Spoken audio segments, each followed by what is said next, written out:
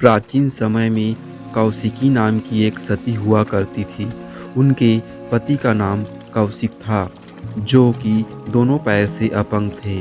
वह चल फिर नहीं पाते थे। इसलिए जब कौशिक को कहीं जाना होता था तो उनकी पत्नी कौशिकी उन्हें अपने पीठ में लाद कर ले जाया करती थी। एक रात की बात है, कौशिकी किसी काम से अपने पति को अपने पीठ में लाद कर कहीं ले जा रही थी और जिस रास्ते में कौशिकी चल रही थी उसी रास्ते में ऋषि मांडव्य को उस राज्य के राजा ने सजा के रूप में सूली में चढ़ा दिया था। जब कौशिकी उस रास्ते से गुजरी तो कौशिक का पैर ऋषि मांडव्य को लग गया।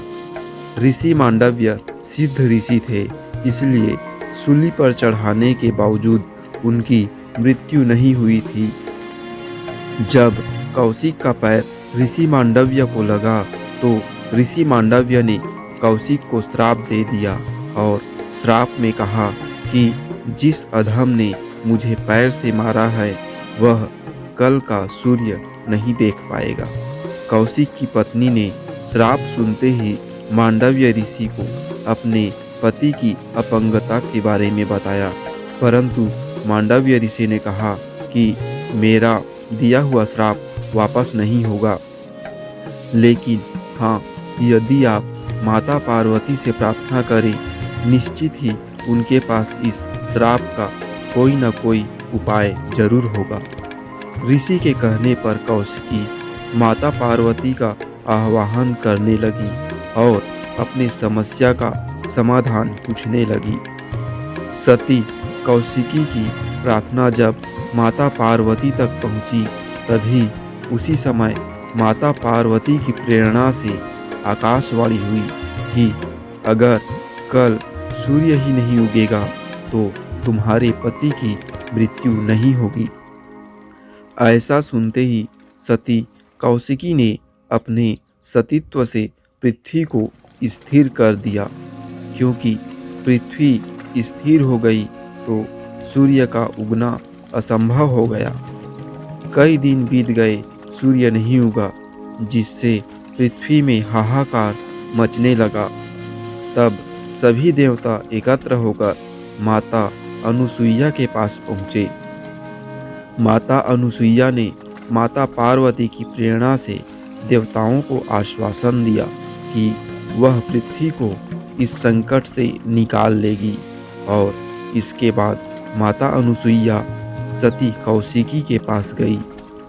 सती कौशिकी ने माता अनुसुईया को देखा तो उन्हें देखकर वो अपनी पीड़ा नहीं रोक पाई और उनके सामने रो रो कर अपने दुख और पीड़ा को व्यक्त किया, क्योंकि सती कौशिकी भी जानती थी कि सूर्योदय को बहुत दिनों तक नहीं रोका जा सकता है।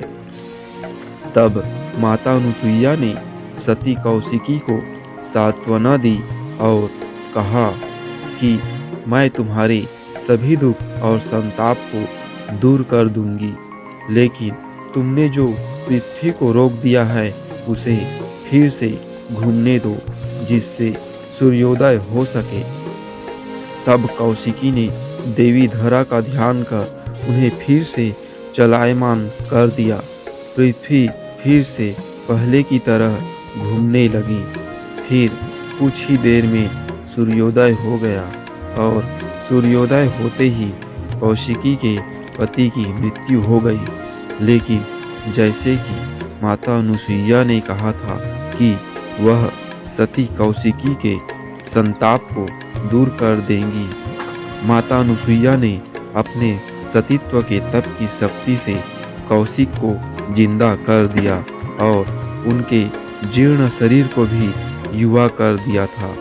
कौशिक की पैरों की अपंगता भी दूर हो गई थी।